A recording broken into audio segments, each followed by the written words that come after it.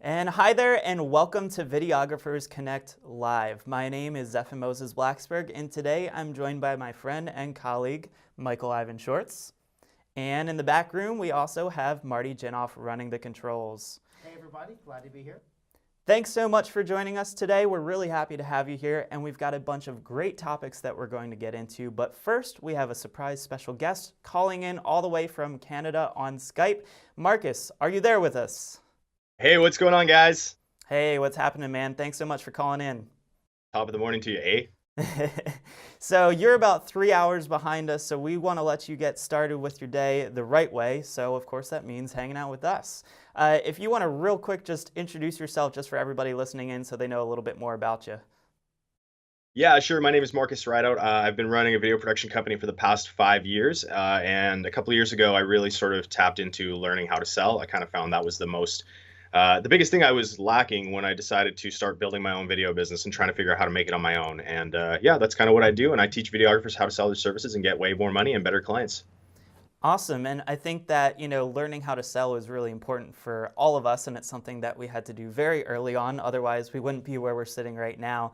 So let's just jump right into a little bit about, if you were kind of like a beginner videographer just starting, what is maybe the one thing that you should be doing, either this afternoon or by the end of this week if you want to be landing your first client, by next week? Yeah, I mean, I typically tell people that you really have to show up more than anything. Like a lot of people want to sort of sit behind their computer all day and just cold email people left, right, and center. And I'm telling you, like the path of least resistance is by going out into your community, into your local market, whether that's going to your chamber of commerce, whether that's going to meetup events, like just getting in front of as many people as you can. Because if they don't know you, they really can't flow you. That's what it comes down to. Yeah, I absolutely agree with that, and I'm sure, Michael, you can Absolutely. probably agree as well. It's really just about getting out there and making sure that people know what you're up to, because I've even seen in the past where I'll meet somebody who, they've known me for so long, and they're like, oh, I didn't know you do that type of video. And it's like, what do you mean? I've been doing this forever. This is something that I've always done. How did you not know that this was a service I could do? So I think it's really just about making sure that everyone knows what you do, how you do it, and you're just getting in front of them as much as possible. Michael, maybe you have a little bit to add here to that. Yeah, I think building relationships is what I do naturally anyway, so it was a kind of an easy thing for me. But the idea of handing a card and just putting it in people's mind that they can relate me with Loud Communications, my video production company, and that's just what I do. And it may not come back to me for 6 months or 6 years, but building that rapport and knowing someone and then them connecting you, like you said, people don't even realize, oh, you do that? Yeah, I've been talking about this for a while, but it's just a constant reminder. And honestly, a business card, as simple as that is, in this day and age of digital technology, it's still the way that I hand out and keep people mindful of who I am. And Yeah, I'd Marcus, love to interject really quick as well and just say that, like, as much as it is about planting seeds for future relationships, you never know who you're going to connect with. The amount of times I go out to these networking events and someone's literally like, I was just in the middle of researching, trying to find a video production company. Oh my God, I can't believe you're here. Can we have a sales meeting? Like that happens more often than you'd think. So there is a bit of a long-term play, but there's also people who immediately need your help right now. And if you're not out there connecting with them, that's on you. so Marcus, do you have anything where maybe like a checklist or something that you go to immediately after a networking event that says, here's how I know when I'm going to follow up with these people? Do you do that sort of thing where, like, when I first went out on a date with my now fiance, I was like, I'm gonna play it cool and wait a day before I text her. Like, do you do anything like that so it doesn't seem like you're super, greedy or eager to get their business? See, I'm a little bit on the flip side because I'm fully of the opinion that like now is the most important time to act. You can read a lot into the psychology of how much time you want to wait, but if you're thinking about that stuff, you're not thinking about putting money in your bank account. And if you're strapped for cash, why are you delaying something? You can close deals today, guys. True, very true. And I know that something you and I were talking about last night, you've got a Facebook group, and actually I have up here on the screen, there's a book that you created. If you want to mention just a little bit about that. Yeah, sure. So the book's called Video Selling Formula. It's how to get more money and better clients for your video production services. Essentially, it walks through essentially what I wish I had in my first year of business when I was getting started, including the 5 questions you need to ask, or the 5-step process of running a sales meeting, including the exact questions you need to ask in the right order, and how it's going to help you shift from you having to justify why they need to hire you, and it's going to flip the whole conversation so they're pouring everything out to you, so you know exactly what you need to pitch them, know how to sell them, and know how to price your services. Awesome, and I think that's just such a great resource to be putting out there for everybody. I'm seeing here some of the contents listed out. You've got the video selling formula both in EPUB, MOBI, and PDF files, so it doesn't matter if you've got a Kindle or you're just reading on your computer, but it looks like you also gave away a swipe file for a consultation PDF template. What is actually in that PDF template? Yeah, so what I did when I first started learning this, and again, these questions that I teach people how to ask, like I literally created my own sales sheet so I could keep on track when I'm on a sales call or when I'm meeting with somebody so I can ask the right questions so I'm not getting distracted talking about stuff that's not relevant to the conversation. So you print it out, it's got the exact questions, including blanks where you can like fill in the blanks with whatever they're telling you, and you just take these to your sales meetings, and put it to work. Awesome, so it's kind of like one of those Mad Libs things where you just kind of fill in the important info and just follow the blanks. Yeah, get a bunch of verbs, nouns, all that stuff, and you're good to go. Adjectives, that's mine. There you go. That's my specialty. Well, this is really cool, and I would love to, of course, talk to you a whole lot more, but I know that we have quite a few topics to get through today. Is there any sort of lasting things you want to leave with our audience right now? And if there's any questions, by the way, guys, that you have for Marcus, feel free to post in the comments, or, Marcus is also a member of our group, so he'll see them later down the road. But is there anything that you want to leave everyone with today? Yeah, guys, I think the most important thing that you can do as video makers is start embracing the tool that you sell and you promote as well. So if you're going out to networking events, I don't carry business cards anymore. I just stopped putting money into them. I'm sure there's lots of theories of why you need them, but I just tell people when they ask, like, actually, I just ran out of cards. How about you give me yours and I'll send you an email when I get home? And instead of just sending them an email, I send them a video message. So I'll either record it on my phone, or now there's this free plugin for Google Chrome called Soapbox by Wistia. It allows you to use your webcam. You can send video emails directly to people and just say, hey, it was nice meeting you, whatever, sort of touch base on what they talked about and just create that personal connection with them. Like, people lose their minds when you send them a video email because it's not really that mainstream yet. Like, I was doing video tweets in 2015 and it was a big deal, and I still can't believe people haven't caught on yet. So if you want to quickly build that trust, love, and that rapport with people, start using the tools that you're selling to them. Very cool, and I think that's a golden resource right there, Soapbox by Wistia. You should be able to Google that and find that pretty darn easily if you're in our group or watching this live.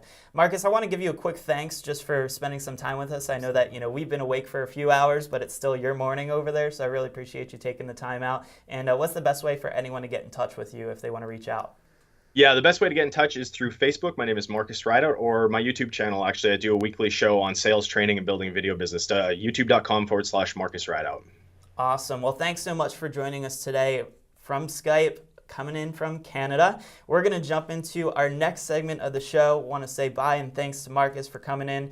And our next segment is we're going to start off with a poll. We're going to get into LED lighting in a moment, but our poll is all about LED lighting. Do you like it? Do you hate it? I know that I've got some mixed feelings here.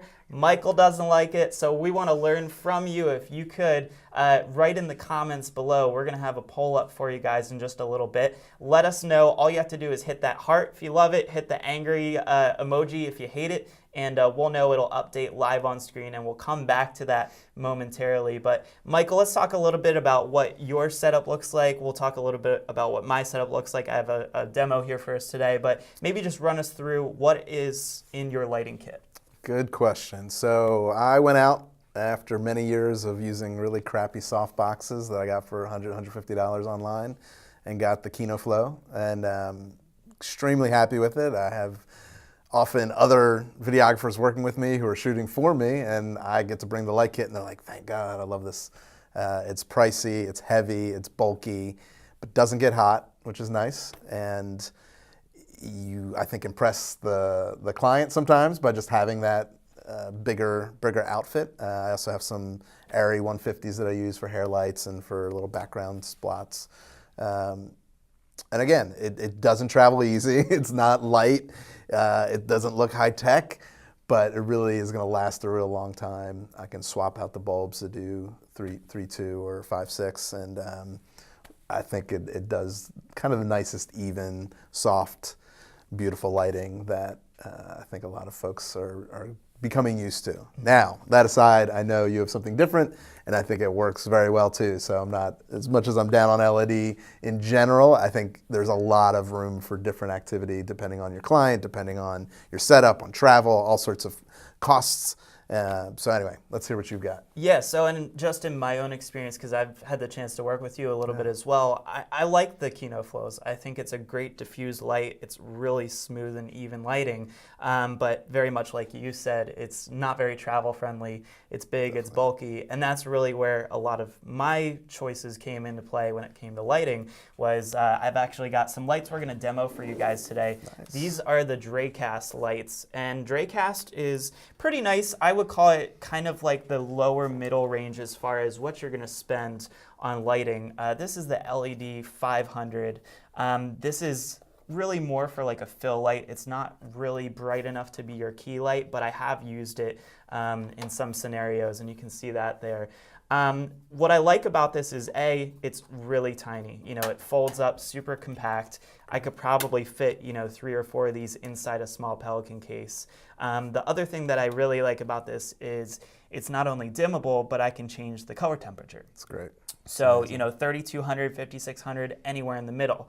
It's also got 2 battery mounts. There's 2 different versions of it. There's MPF, which is your Sony batteries. You've also got a V mount battery, depending on the version that you buy of this. And then, of course, you can plug into power. So it doesn't have to be connected to a battery. It can be run through an outlet on the wall. Do you have a sense of how long those batteries last, and do they swap out so you can just kind of go all day, or do you need to then switch over to the plug-in? Yeah, so having 2 is great because I'm pretty sure, I would say don't quote me on this, but check the website. I think they're hot swappable in that you could have it running off of one, pop one out, and put another one in. I think we've easily gotten quite a few hours out of having 2 of these on here, maybe at least 3 to 4 hours. That's great. And it also depends on the size battery. You can get, I think, I have MPF, I think they're like 975, so they're like that bigger, chunkier Sony ones. So they last for a pretty long time, and at least for me, I don't think I'd be using them for a full 8-hour day shoot, at least not continuously. There would be breaks and times to switch out batteries and whatnot. The only downside that I say to this guy is that because it can switch between color temperatures, every line of LEDs is a different color temperature. So your 5600s are one line, and then your 3200s are the next line. Okay. So unless you're at 4400 for your color temperature, when you'll have every single LED light on, you can't totally see it because there's a diffusion panel in here, but you're only using 50% of the lights that are inside of here, meaning it's not as powerful at 3200 or 5600 compared to 4400, where essentially everything is being used. So that's really one of the reasons why I say go with the bigger guy, the LED 1000. Pretty much the same exact design and layout, just a little bit bigger and more rectangular. Still very compact, easy to put into a bag, looks almost identical. And then what I would show you is that on the back, the only difference that I found with this was where the 500 has a digital readout and tells you the color temperature. On this one, you're kind of just guessing. There's a daylight and a tungsten balance, and so you don't have an exact color temperature. You're going to kind of have to check whether you have a meter on you or if you just kind of check in camera, adjust the white balance and see what that looks like. So that's the only thing with the bigger, the 1000, that I kind of don't like. If I want to go full daylight, which I normally do, then yeah, I kind of know. I just jack daylight all the way up. But if we ever had to go in between or somewhere where we're trying to match, a lighting scenario inside, it's really hard to dial that in. But I know you had a question about these guys. Yeah, I remember when you first were using them, you told me that you had some issues with the harshness maybe, or needing some more softening. And I think you found a cure, you said. Yeah, and so we actually have a great question. Matt Adams wrote, and he said, without the diffuser, do you notice a light pattern thrown by the Dracast? As far as light pattern goes, what do you mean as far as, is it harsh, is it not diffused? If you could just write in a little bit more detail there for me, Matt, and I'll try my best to answer that for you. But as far as diffusing the light, I bought this. This is called Diffuse. It's just, you can see this right there. It's a nice little compact guy that I have with me, and it's one of those exploding like pop-up things. So basically it pops up. And then what you've got is in the middle here, there's these little magnetic pieces that just pop into place to hold it open wider. I got it. And then on the back of it, there's going to be Velcro straps that come with it. Oh, that's pretty cool. Essentially, you just put that right over your light. So I really do like this. It's really easy and small to take with you. So now that doesn't fit this rectangle, or how do you manage that? Or it's not designed, obviously, by the same company. You could actually fit it, So it goes over that. the bigger 1000 inside of it because of the way this opening is in the back. So if you guys can see that there, you could essentially kind of work your way in there. Obviously, it's not perfectly shaped for that. It's more made for this one, but yes, you could fit that inside if you needed to. And it does fold up, you know, pretty easily. Now, what I would say is, because most people do this wrong or don't know how to do this as quickly as I did, you practice. B&H Photo is phenomenal at making video tutorials on how to fold these guys up, so that you're not just trying to like stuff this back into the bag and, you know, breaking the zipper, because, you know, these bags are never really all that strong to hold these things. Funny story, I remember one of my first jobs on my own, shooting at this church, doing interviews, and I had one of those crappy soft boxes that I used to use, and a bounce card that it needed to be folded up. Actually, I think it was the backdrop that needed to be folded. This was a big one. And I'd say 45 minutes it took me. And with the client helping me, we're both trying to, he's an engineer, we were wrestling with this thing forever until we finally got it down, and I realized I need to practice this thing because I look like an idiot in front of a client not knowing how to fold up my own equipment. So it does happen. And Matt, I want to get to your question, and then I also realized we kind of jumped into the awesome content, which is great, but people don't really know our background. So we're going to get into our background in a second, but Matt said, I've noticed I can actually see the lights from the individual LED bulbs casted on a wall without the diffuser. So I've never had that issue, only because if you look inside of these guys, it's kind of hard to show you on camera, but there's a little tab on each side of this, and these tabs release this diffusion panel inside. So I'll open this up so I can slide it out and show you what that looks like. But there's actually a little diffusion already built in here. You can see this guy. So this is already in there. You can kind of see now what this looks like on the inside. The 1000, I haven't had that, so I haven't seen it, but then again, at the same time, I don't know that I've thrown it that close to a wall. So I'd probably have to throw it up against a wall just to kind of see, you know, how that turns out. Really good question there, and actually I'm happy to demo that later today. We'll check that out and see what that looks like, just so we can get you guys an answer. Yeah, and I would say, you know, just to throw in for Matt, I think he found out about these from you on our Videographers Connect Facebook page. You promoted it. He went and bought it. He told me that. I'm friends with Matt and work with him all the time. And so it's great that we're sharing this information. We're getting a place to talk about it, to ask questions, to fix the problems that we might have when we encourage people to, you know, go out and get Diva lights, go do that, and letting people know, you know, the pros and the cons, and these fixes, things like this is it's great that you're solving that. This was maybe 20, 25 bucks max. So to have that to throw on there, it takes up very little space in your bag. It's great. I really liked having that. So I'm going to shift gears just a little bit here, just to kind of share with you guys a little bit on our background. I know it's great to jump into content because I want to keep you guys interested in listening, obviously, throughout. But just so that you know a little bit more about us, why I chose to bring Michael on. Michael's actually been kind of with me since my start when I quit my job. But if you want to just give a little background, you know, what sort of stuff are you shooting? Sure. And how did you actually get into videography? Because I know that's not what you went to school for. Right, that's true. I was a business major, marketing, so there's at least something in the owning my own business that I got out of college that certainly fits. And I played around with photography and video in those days, high school and college, but never took a course, never had real life business experience doing video until I moved to Delaware. I was living at the beach, was kind of taking a year off of life, and ran into a guy that owned his own video production company. I think Bill was just in that picture there. And Bill became a mentor, hired me as he needed for a day here, a day there, carrying gear, holding a microphone, watching him edit. And kind of by looking over his shoulder, he started releasing me to start, here, why don't you try shooting this? Here, why don't you try editing this? At the time, it was Media 100 on a Mac. And, excuse me. So Media 100 on a Mac. Yes. I've never even seen that. Exactly. Only because that shows how long Yes. I haven't been in the industry. And even for me, I still feel very new to it. I didn't grow up on film, and all the folks that have been in the industry before me that told me about all of the horrendous stories. I jumped in at a time right when it was the Canon XL1S was my first camera.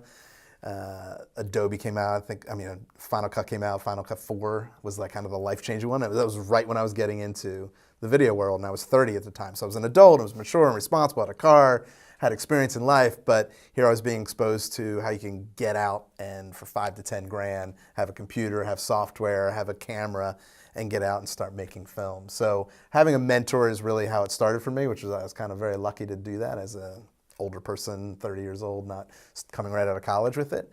But right away found that I was interested in telling people stories, and doing documentaries for nonprofits really was the thing that took my interest. I wanted to do more than just sell widgets for someone or help them, do Coke commercials. That wasn't really a direction. I wasn't interested in being a Spielberg and telling fictionalized stories. I was mostly interested in telling stories of nonprofits, people who are trying to make a difference in the world, and that I can come along and do at a reasonable price video work that might help them raise funds, advocate for an issue, educate people. And that's what I've been doing, working primarily with nonprofits, doing short documentary films. Every now and then I've done some long form stuff. I've definitely done a lot of event videography, although I've avoided the weddings and the bar mitzvahs and that circuit. I think if it came to that, I would probably leave the industry. That's just for me. But that's what I got into, and it's been amazing to see the ride. It's been about 15 years that I've been doing this, and I'd say the first half was just figuring out how to do it, how to survive, always wondering whether I was going to go get a real job. And about 6, 7 years in, I wound up actually making a living doing this, so it's pretty cool. And I was going to say, it looks like you've been doing all right for yourself. You haven't had to go get a real job yet. So. Exactly. This is my real job now. It's kind of funny to admit that. And I remember meeting you. I can't remember how I met you. I don't know, through our mutual friend. And he mentioned this guy, Zephin, who was recently out of college, working at the Apple store, but worked with him in this marketing company and had some video background. And I remember meeting you and saying, hey, when you get rid of that Apple job, you decide to go at this full time, I'm going to have some work for you. Yeah, and so I remember back when that actually happened. That was, I want to say, about May of 2013, something around there. And I quit, and I think the next week I probably called you and was like, hey, man. So I took the dive off the deep end, and I left Apple. And I had been working at Apple for about a year. It was really just an in-between job for me because my first job out of school, the company was bought out, and they basically pink-slipped me. It wasn't anything that was my fault. It just was business. And so I left the Apple store, started just kind of freelancing. I know that you were a huge help for me because, I wanted that consistent work, and, you've got a couple of clients that are very consistent for you, and you've been able to bring me on for those. So, A, thank you very much for that, because that's been a huge help in getting me to where I am today. But B, I totally agree. Having a coach, having a mentor makes all the difference. I think I was about 6 months into owning my own business when I took a really big leap and I hired a business coach. Fortunately, it was someone that I trusted. It was someone that I knew. It was actually my former boss. And we worked at a company where we taught businesses how to grow your business. So it was very, very good for me. I invested somewhere between about $10,000 to $12,000 over the course of 12 months. And I think that got me, within those 12 months, I had replaced my salary from Apple, which really wasn't all that much to begin with. And then, of course, the perks you're missing. Right. And then, of course, went on to double that the year after. So now I'm the owner of ZMB Media. I've had it for 5 years now, based in Baltimore, Maryland. I've been very fortunate to work with some pretty nice companies, both through connections and other videographers that I've networked with, and also on my own. That's really allowed me to build and grow my credibility, because if I were to just jump out there right away and say, oh yeah, Johns Hopkins University, I'd love to work with you guys, they'd be like, who are you? But being able to work with other videographers, some of them in this Facebook group that we have, has been really rewarding. Now, I want to move on, because enough about me. I could explain this stuff all day, but I'd really like to jump into Marty and just a little bit about him. And so Marty, thanks for joining in and also directing this show from the back room there. And quick shout out to Ty, who's also in the back there helping to run the show. And Ty is the one who's putting up all these graphics on screen. So anytime you guys ask questions, feel free to ask a question. Ty will see it and he can put it up on screen for us. But Marty, tell us a little bit just about, where did you get your start? I know that you've also got a job still that you run on top of your company. Yeah, so this is a little different for me to be both directing a show as well as being in the show. So you'll have to excuse me if I get a little preoccupied with things. But so I got my start in video production at the age of 13 when I used the money from my bar mitzvah to buy my very first video camera. I used the EVA100 just like Mike did. I used it when I went to college at Towson University. And when I started my business in 2000, I was doing weddings and bar mitzvahs. And that was really how I started my business off. And then I started doing corporate jobs, slowly building it. And then for me in 2008, I was doing all weddings and bar mitzvahs. And the economy tanked in 2008. And luckily for me, the corporate side of work started picking up. And I started doing all corporate jobs. And now that's what I do. I do all corporate jobs. I don't do any more weddings or bar mitzvahs. Everything's corporate. And over the last couple of years, I've been growing into doing live streaming. And using the TriCaster and doing programs like this. And I also work part-time at WBAL TV as a cameraman. So I've been working at the TV station now for almost 15 years. I go out on assignments every day. The days that I work, I'm part-time, so I work there 3 days a week, but I go out with reporters, I do stories, I work the live trucks, I do editing, I bring in live shots, and then also from time to time, I get to fly in the helicopter and do news coverage from the sky, and that's pretty fun. So Nice. I love doing the TV station. It keeps my skills up. It gets me out in the field doing different kinds of things. Nothing like working under pressure. But on days like today, when it's cold outside and it's supposed to snow, I'm really glad that I am inside. That was the blizzard from 2 years ago where I was outside working. So I like doing different things, and I'm glad that we are inside today doing the show. So glad to be here. So again, thank you for joining us today. Thank you for running the show. If you guys are watching live or even just on the replay, feel free, any questions, comments, just post them down below. We'll try to answer them as best we can live on the show, and if we don't get to them, we'll answer them after the show too. Now we've got a couple quick topics I wanted to jump through, just some quick news in the industry, but before we do that, is there any results from our poll? I know that we asked a poll, do you love LED lighting? Do you hate it? We know that Michael is I'm kind of like, I definitely have liked it recently, but if you guys have answered that, all you have to do is just hit the little buttons, either love or hate, down there, and we should be able to see the results for you.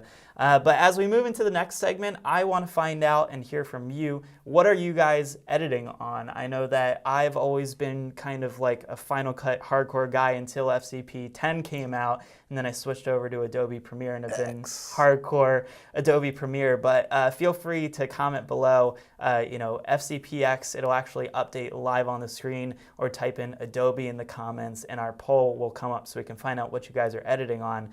I know that Final Cut Pro came out with an update recently. There's a lot of new stuff that it can do. Most notably 360 VR editing. So I've got it up on screen here. If you guys want to see, this is just on the Mac App Store preview. You just go to the Final Cut Pro page and you'll be able to see everything that's new with it. Just for starters, quick run through 360 editing. So now you can import and edit 360-degree video in a wide range of formats and frame sizes. There's more advanced color grading, so they made some changes to how the color grading works within Final Cut. HDR, so support for HDR and importing HDR footage, as well as a bunch of additional features. One that I wanted to point out real quick, you can now send your iMovie for iOS project directly to Final Cut Pro, which I thought was interesting because I do work with people who from time to time, edit their own videos, make their own content. Isn't that fun? I would never want to edit in iMovie, which I'm sure you don't either, No. but Twice I've had to do it. yeah, so if you do have that ability, being able to say, hey, send me your project that you already kind of started so I can fix all of the things you did wrong. Send me that project and I can actually edit it in Final Cut. So I do like that, and there's a whole slew of other things that they've added in support for. I don't want to go too in depth because, as you guys could see, that list was very long. But feel free in the comments, let us know. Are you an Adobe guy? Are you a Final Cut Pro guy? Michael, you have had Premiere, right, for the last few years? I think I made the switch two or 3 years. I know I held in Final Cut 7, avoided X for as long as I possibly could until like certain codecs weren't working for my AVC camera, and it just finally blew up. I tried FCP X for literally a day, and I thought, I don't have time to learn this whole new software that looks like iMovie. I'm going to try Creative Cloud, get on the Adobe bandwagon, have them all synced with After Effects and Photoshop and Illustrator much more smoothly, and could use the Final Cut cheats on the keyboard. And the transition took me like a day or two, week or two of projects, and next thing I know, I'm an Adobe guy, and I had been Final Cut for the first X number of years, and before that, Media 100, as I mentioned. It's always been on Mac. I think one of the advantages of Adobe, a lot of people can do PC, which is usually cheaper computers or bigger bang for your buck. So that's another reason I think people like it. But for me, a lot of times the tools get in the way, and I just want to be able to do what I need to do and not worry about learning a new thing. Now, I've worked with some folks with Final Cut, and they had some really, really cool, easy, quick filters and cool effects that you hit one button and boom, something that might have taken me hours and digging around in YouTube videos to figure out on Adobe. So I do think Final Cut has proven itself over time, and I've met people who are comfortable with it. I know Bo Condon just sent in a note saying he's Adobe all the way, so I'd say I'm on Bo's side with that one. And I think it's worth mentioning, I have switched between the two of them. I kind of use them interchangeably now because with Premiere, you can actually set the keyboard shortcuts to be Final Cut shortcuts. Right. So if you were used to Final Cut Pro 7, anything in the older range, you can have all the same keyboard shortcuts, and it functions relatively similar to how it did back then. So, quick question, because this is one now I'm just realizing. So I use B for blade to cut. That's what Same thing as Final Cut. I moved over to Premiere, could do that. But there used to be a one on Final Cut where you could do blade all the way through everything. Does that exist? I believe it does, and I think you have to hold down Shift when you hit B. We can double check the shortcut afterwards. It's either Shift or Alt, one of those two, but I think there's a combination. Someone knows, please send us the info, because that is one I've been comment for years below if you guys are like a shortcut maven. I'm pretty sure you have to hold down Shift before you hit B, and that lets you slice through everything in the timeline. You're going to change my life. And I know that Marty is a big Final Cut Pro 10 guy. So Marty, if you won't have any comments on that, you want to bring yourself up, just let people know, what are your thoughts? I know that I've used some really good plugins for Final Cut that have made things easier than in Premiere. What are your thoughts on that? Yeah, I switched to Final Cut about 4 or 5 years ago, and I really enjoy it. I use Adobe Premiere at work at the TV station. We're in Creative Cloud there. And whether it's just working on Premiere or if it's working on the PC, I don't like that experience at all. And when I edit my own projects for Focal Point on Final Cut Pro 10, I work a lot faster, and I like the program a lot more. I haven't looked at really the update much that just came out for Final Cut. I haven't looked at it much to really know all the features besides what I've seen online. So I haven't made that jump yet. I'm going to wait, let everyone else figure out what's going on and any issues with it. I'm going to hold off. But Zephyr, I think we have another question in the chat room that somebody wanted to ask. Yeah, so Robbie, I want to get to your question, and one thing I also realized in the features list real quick, there's now support for Canon Cinema Raw Light format, which is what the new Canon C200 shoots on. So for anybody who's worried about not being able to edit, that is now a new feature in Final Cut. So Robbie here asked a question, hey Marty, how do you add graphics to the live feed, and what camera do you use for the live feed video? I use Adobe, but just started learning Final Cut, and I'm looking into Resolve. So yeah, you guys kind of see a really good sneak peek into how Marty's actually running this show. Maybe if you want to give them just a quick overview of what do you have going on back there, maybe mention a little bit about what Ty is doing as well, and we can talk about the camera models. Man behind the curtain. That's right, you can see the magic now. So again, we're using a Dricaster to do today's live show. We have 3 cameras in the studio where Mike and Zephyr are. They are a Canon XF105, XF205, and a 305. Back here in the control room with me, I am using a Canon Vixia HF-G10. It's a little small handycam camera, just mounted on an arm. We have tally lights on all the cameras and intercom headsets. I'm not going to give away our special sauce of how we get the Facebook comments into the show. Just know that it's magic, and it is pretty cool how we can do that.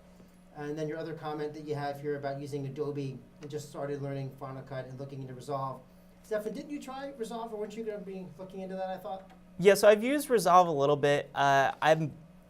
I won't say that, I fully learned how it works. I would actually recommend if you reach out to our group members, Josh and Victor of Mind in Motion. They're very familiar with Resolve and they really like it. The one thing that I recommend is that for anyone who wants more of a professional editor and they're just getting started, it's free. There's a free version and there's a paid version. The only real difference with the paid version is you get a little bit more access to things, but it's pretty much a full-fledged editor. So, and I'm sure they can jump in the comments below and leave a little message later on, but I know that they're pretty big fans with DaVinci and that it gives you a lot of room to move when it comes to color grading and just making your footage look pretty.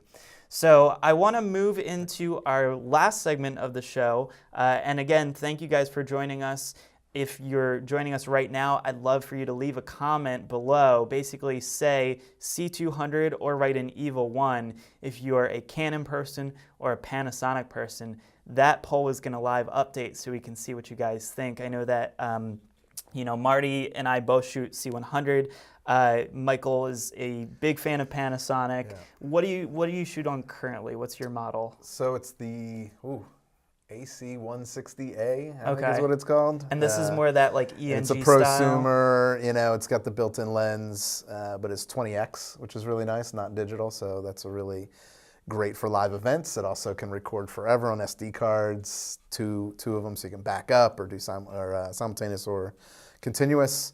The batteries were the same as the previous camera I had, so I was able to carry those over from the earlier Panasonic. I'd been using Panasonic, the big ENGs back in the day after my Canon XL1 experience. I moved over to Panasonic and have been there ever since. So I'm very much struggling with this specific issue. I'm considering the next camera, and I know for events that I do long form stuff like that I currently do at Georgetown University, where I do a lot of work, the cameras I have now are perfect for that. So this would probably be much more for documentary film, some run and gun, but definitely for the interview style, and finally switching over to changeable lenses. I have a DSLR that I use, a Nikon, that is more for fun and some B-roll.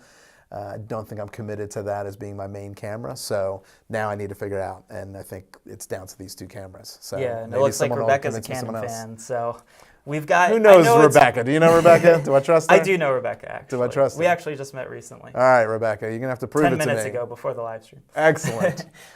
So we're kind of at a really good point when it comes to video cameras because autofocus is getting very good. So if you're switching from one of the cameras with the built-in servo lens, Canon's dual pixel autofocus is really just a monster right now. It's very good, it's tack sharp, it's super fast, and it's included with the Canon C200. I know that the Canon C100 Mark II had that, and things were just kind of getting off the ground. The original Mark I that I have doesn't have autofocus, but the full-time autofocus in the C200 is really phenomenal. But the same goes for the competitor that has just come out as well right now, is the EVA1 from Panasonic. And this is really kind of like your next step up if you want to move to a camera that takes interchangeable lenses. So we've been debating back and forth. I was actually at the Government Video Expo in DC a couple weeks back. Marty and I went there checking out the cameras. First of all, they spoiled me because they put like the $25,000 servo lens on it, the like Cinema, 18 to like 110 millimeter lens. So they spoiled me because it had a servo zoom on it, and I'm not trying to drop $25,000 on a lens tomorrow. Yeah. But I got to kind of play around and see them, and I've also watched, there's some samples online on YouTube of what the footage comes out looking like.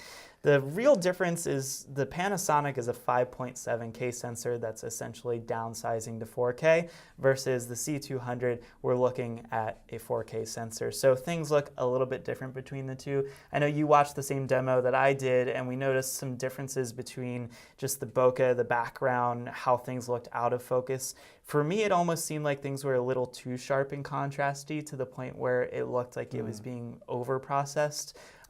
Whereas the C200 just had that more of a creamy, smooth look. Yeah. I don't know if you kind of noticed that. I did. I think in general, sometimes I compare with Nikon and Canon in the still world. I think the colors often Canon just looks more vibrant, has, I don't even know if it's true to life because sometimes it almost seems surreal, the colors.